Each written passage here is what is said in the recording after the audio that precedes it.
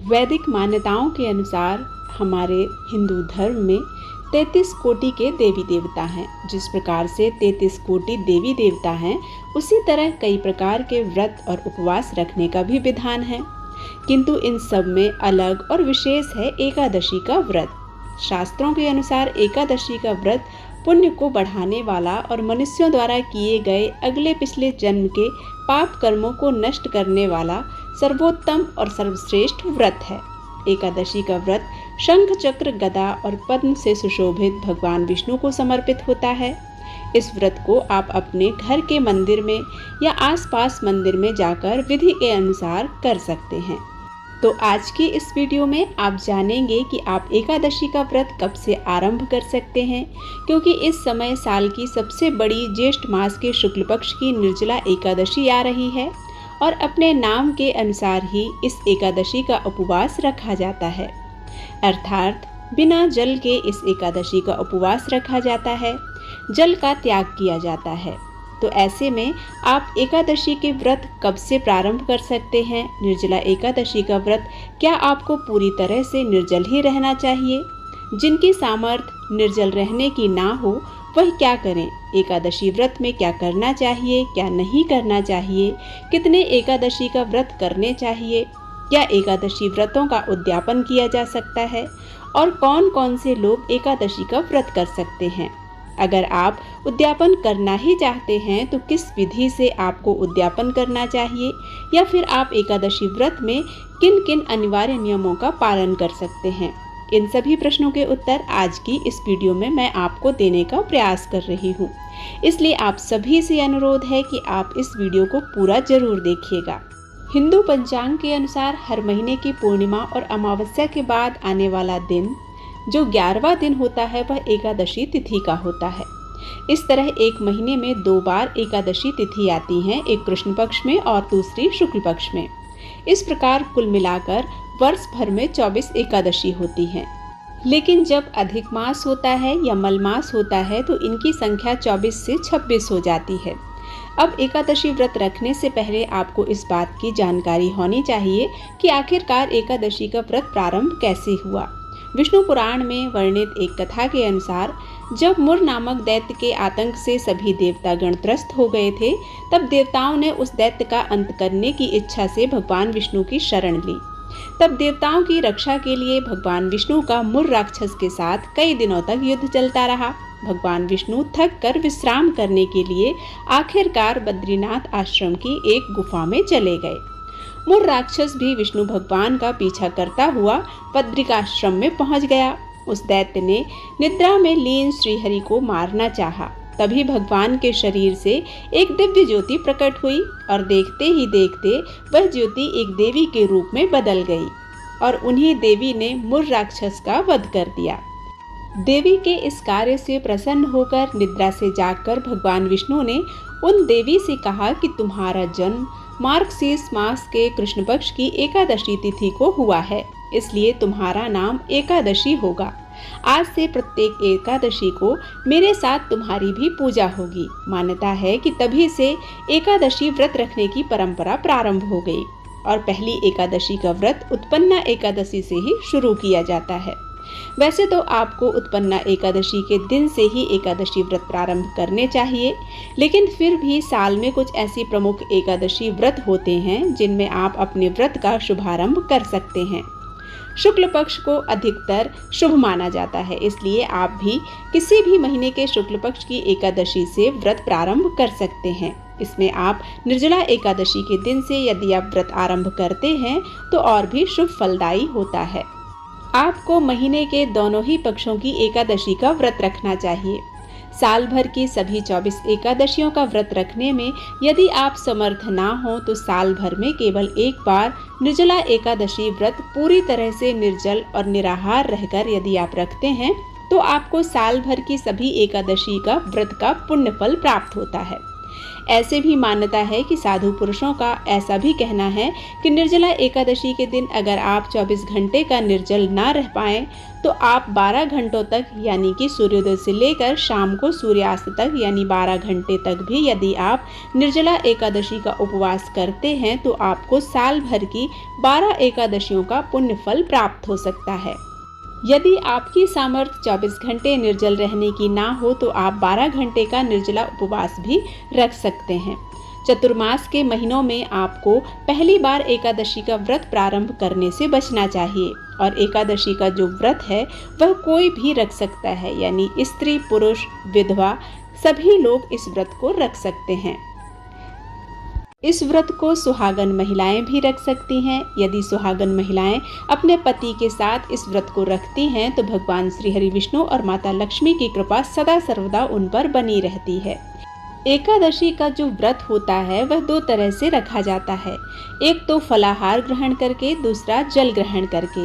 साल में केवल निर्जला एकादशी व्रत के दिन जल और अन्न का त्याग किया जाता है, तो इस दिन आप अपनी सामर्थ्य के अनुसार व्रत रखने का संकल्प ले सकते हैं। जब भी आप पहली बार व्रत रखने प्रारंभ करते हैं तो उस दिन आपको साल भर में आने वाली सभी एकादशियों के व्रत का ध्यान रखते हुए व्रत का संकल्प लेना चाहिए।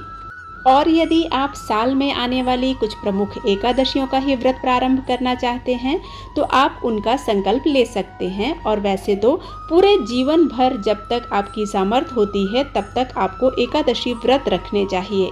ऐसा कहा जाता है कि एकादशी व्रत का उद्यापन आपको अपने आप से नहीं करना चाहिए।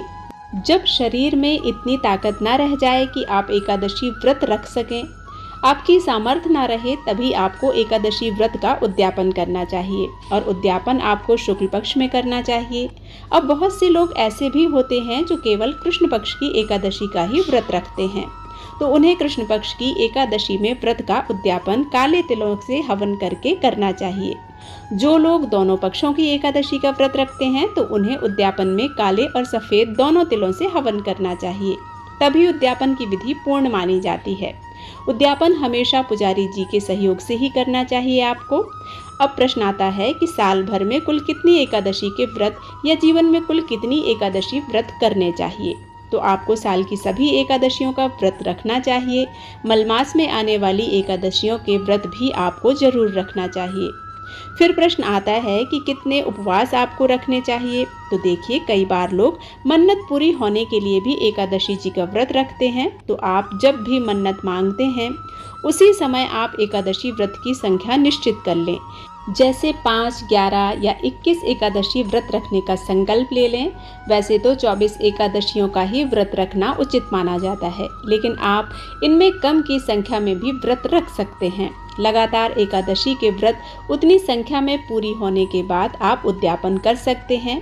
अब प्रश्न आता है कि एकादशी के व्रत में क्या खाना चाहिए और क्या नहीं खाना चाहिए। तो एकादशी का व्रत तन और मन की शुद्धि के लिए रखा जाता है और आप अपने सभी पापों से मुक्ति के लिए इस व्रत को रखते हैं। तो एकादशी के दिन यदि आप अन्न का सेवन कर लेते हैं तो यह पाप का भागी बनाता है, इसलिए एकादशी के व्रत में पहली बात तो अन्न ग्रहण नहीं करना चाहिए।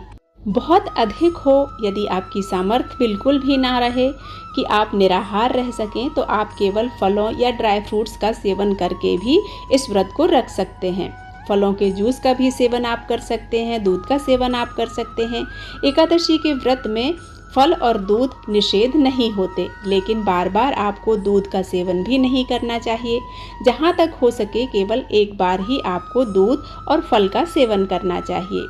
आप इस दिन इस प्रकार के फलाहार भी ग्रहण ना करें जो कि आप अन्य व्रतों में करते हैं, जैसे कि आप शिवरात्रि व्रत में या नवरात्रि के दिनों में फलाहार ग्रहण करते हैं। आपको 24 घंटे तक अपने मन को, अपनी इंद्रियों को वश में रखते हुए इस व्रत को धारण करना चाहिए, तभी एकादशी व्रत का पुण्य फल प्राप्त होता है। अगला प्रश्न आता है कि एकादशी के दिन क्या करें क्या ना करें। तो देखिए, एकादशी का जो व्रत है वह बहुत पुण्य देने वाला है, इसलिए इस व्रत के नियम भी कठिन हैं और 10वीं तिथि से एकादशी व्रत के नियम प्रारंभ हो जाते हैं। जो कि द्वादशी तिथि तक चलते हैं। तो सबसे पहली बात तो एकादशी के दिन जो कर्म करने के लिए बताए जाते हैं, उनमें सबसे पहला है कि एकादशी के दिन अपने मन को शांत और संयमित रखें। आप एकादशी का व्रत रखें, भगवान श्री हरि का पूजन करें, भगवान श्री केशव का पूजन करें। इस दिन अपने मन को पूरी तरह से आप सात्विक बनाकर केवल और केवल भगवान का ध्यान करें। जहाँ तक हो सके आपको भगवान के मंत्रों का सारा दिन जप करना चाहिए। भगवान की कथाओं का श्रवण या पठन करना चाहिए। झूठ, चोरी या निंदा से बचना चाहिए। ऐसे लोगों का संग भी इस दिन नहीं करना चाहिए। एकादशी के दिन नाखून, बाल इत्यादि नहीं काटे जाते हैं। लहसुन प्याज से बना हुआ भोजन या चावल का सेवन या चावल से बनी वस्तुओं का सेवन इस दिन भूले से भी नहीं करना चाहिए। जहाँ तक हो सकता है एकादशी के दिन परिवार के अन्य सदस्यों को भी चावल या चावल का सेवन नहीं करना चाहिए। एकादशी के दिन तुलसी के पत्ते नहीं तोड़े जाते, ऐसा शास्त्रों में वर्णित है। तो आप एकादशी से पहले ही तुलसी पत्र तोड़कर रख लें। अक्सर एकादशी से एक दिन पहले रविवार पड़ता है, यानी दशमी तिथि के दिन रविवार पड़ता है। तो आप शनिवार के दिन ही तुलसी पत्र तोड़कर रख लें, क्योंकि भगवान के भोग में तुलसी पत्र होना अनिवार्य होता है। और एकादशी के दिन आप तुलसी माला की पूजा जरूर करें। सुबह के समय तुलसी के पौधे में एक दीपक जलाएं। शाम को भी तुलसी के पौधे की पूजा करें। धूप दीप जलाएं, तुलसी चालीसा का पाठ करें, तुलसी माता की परिक्रमा करें। एकादशी व्रत का एक नियम ऐसा भी है कि इस दिन महिलाओं या कन्याओं को सर से स्नान नहीं करना चाहिए। आप एक दिन पहले दशमी तिथि को ही सर से स्नान कर लें।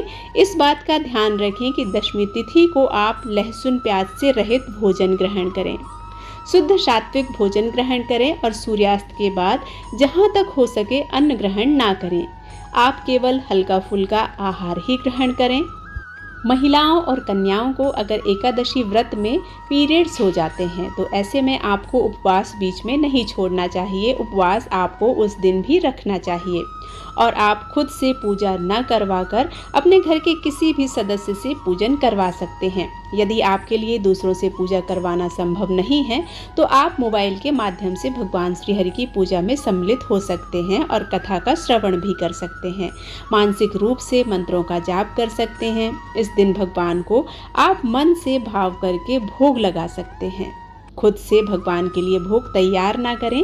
एकादशी के दिन अपनी सामर्थ्य के अनुसार कुछ न कुछ दान जरूर दें। दान हमेशा अपनी सामर्थ्य के अनुसार ही करना चाहिए।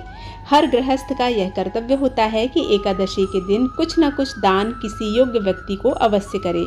जिनके घर में पितृदोष होता है उन्हें आज के दिन अपने पितरों की शांति के लिए पितृ तर्पण करना चाहिए। पिंडदान, श्राद्ध आदि कर्म भी करवाने चाहिए। ऐसा करने से न केवल पितरों को मोक्ष मिलता है बल्कि आपके पितरों का उद्धार होता है और वो आपको भरपूर आशीर्वाद भी देते हैं। एकादशी के दिन तुलसी के पौधे के अलावा केले के पेड़ का पूजन, पीपल के वृक्ष का पूजन करना चाहिए। इस व्रत में लड्डू गोपाल जी की भी पूजा संतान ना हो तो संतान पाने के लिए की जाती है। अब जानिए एकादशी की सबसे सरल पूजन विधि के बारे में। तो देखिए, एकादशी व्रत सबको अपनी अपनी सामर्थ्य के अनुसार ही रखना चाहिए। जिसके पास जैसी भी पूजन सामग्री हो उनके अनुसार सच्चे मन से इस दिन भगवान का पूजन करना चाहिए। जहाँ तक हो सके सूर्योदय से पहले उठकर स्नान करना चाहिए और उसके बाद सूर्य देवता को जल अर्पित करके एक चौकी पर भगवान की प्रतिमा विराजित करके भगवान को धूप दीप चंदन आदि से पूजन करना चाहिए। ध्यान रखें कि इस दिन भगवान को अक्षत नहीं चढ़ाए जाते। चावल या चावल से बनी किसी भी वस्तु का भोग भगवान को अर्पित नहीं किया जाता है। हाथ में पुष्प लेकर व्रत की कथा पढ़ें, सुने, हरे कृष्ण मंत्र का जाप करें यथासंभव। ओम कृष्णाय वासुदेवाय नमो परमात्मने प्रणत क्लेश नाशाय गोविंदाय नमो नमः। इस मंत्र का यथासंभव यथाशक्ति निरंतर जाप करते रहना चाहिए। विष्णु सहस्त्र नाम का पाठ करना चाहिए, विष्णु चालीसा का पाठ करना चाहिए, कपूर जलाकर आरती करनी चाहिए। सुबह के समय केवल फलों का और तुलसी पत्र और जल का भोग भगवान को अर्पित करें। पंचामृत का भोग भी आप लगा सकते हैं। इसके बाद सारा दिन आपको उपवास रखना चाहिए। शाम के समय एक बार फिर से पूजन करें। अगर हो सके तो भगवान विष्णु की मूर्ति के समीप ही आपको धरती पर शयन करना चाहिए। और यदि हो सके तो रात्रि जागरण करें। जिनके लिए रात्रि जागरण संभव ना हो वो जितनी देर हो सके उतनी देर तक भगवान श्री हरि विष्णु की कथाओं का श्रवण करें, मंत्रों का जाप करें, भजन कीर्तन करते रहें। एकादशी के दिन भगवान की पूजा करते समय मंदिर में कुछ न कुछ दान की सामग्री अवश्य रखें, दक्षिणा अर्पित करें। यदि हो सके तो कलश की स्थापना करें। भगवान को चढ़ाए गए पुष्प कलश का विसर्जन अगले दिन द्वादशी तिथि को पूजन के बाद करना चाहिए। द्वादशी तिथि को सूर्योदय से पहले उठकर स्नान करें, हाथ में जल पुष्प लेकर भगवान विष्णु के चरणों में अपने द्वारा रखे गए एकादशी व्रत का पुण्य समर्पित करें और भगवान को इस दिन शुद्ध सात्विक भोजन का या फिर फलों का भोग लगाकर, तुलसी पत्र का भोग लगाकर किसी योग्य व्यक्ति को या किसी योग्य ब्राह्मण को अपने घर में आमंत्रित कर उन्हें भी प्रसाद देकर, उसके बाद उन्हें दक्षिणा आदि देकर संतुष्ट करने के बाद शुभ मुहूर्त में अपने व्रत का पारण करना चाहिए। एकादशी का व्रत हमेशा शुभ मुहूर्त में ही खोलना चाहिए। आपको भगवान की पूजा शुभ मुहूर्त से पहले ही कर लेनी चाहिए, क्योंकि जो निर्धारित मुहूर्त होता है पारण का, उसमें आपको स्वयं व्रत खोलना होता है। व्रत खोलने से पहले आप भी गौ माता के लिए अपने भोजन का या अपने शुद्ध फलाहार का एक हिस्सा निकालें, कुछ चिड़ियों के लिए दाना पानी रखें और उसके बाद आप अपने हाथ में एक तुलसी पत्र और जल लेकर आचमन करते हुए अपने व्रत का पारण कर सकते हैं। व्रत का पारण तुलसी पत्र और जल से ही करना चाहिए। इसके अलावा आप पंचामृत से, आंवले के फल से या आंवले के चूर्ण से भी व्रत का पारण कर सकते हैं। कभी कभी ऐसा भी हो सकता है कि द्वादशी तिथि को व्रत का पारण करते समय उस दिन आपका कोई दूसरा व्रत भी हो, तो ऐसी स्थिति में आप भगवान की पूजा करने के बाद केवल तुलसी पत्र और जल से या आंवले से व्रत का पारण कर लें। उसके बाद दूसरे व्रत की पूजा करके दूसरा व्रत भी प्रारंभ कर सकते हैं। भगवान विष्णु की पूजा करके एक दिन पहले जो भी आपने चौकी स्थापित की है, भगवान को जो भी पुष्प आदि अर्पित किए गए हैं, उनका आपको विसर्जन कर देना चाहिए। यह थी आज की वीडियो। जानकारी अगर आपको अच्छी लगती है तो वीडियो को लाइक करके चैनल को सब्सक्राइब करना बिल्कुल मत भूलिएगा। मिलती हूँ एक नई वीडियो के साथ, तब तक के लिए जय श्री कृष्णा, राधे राधे।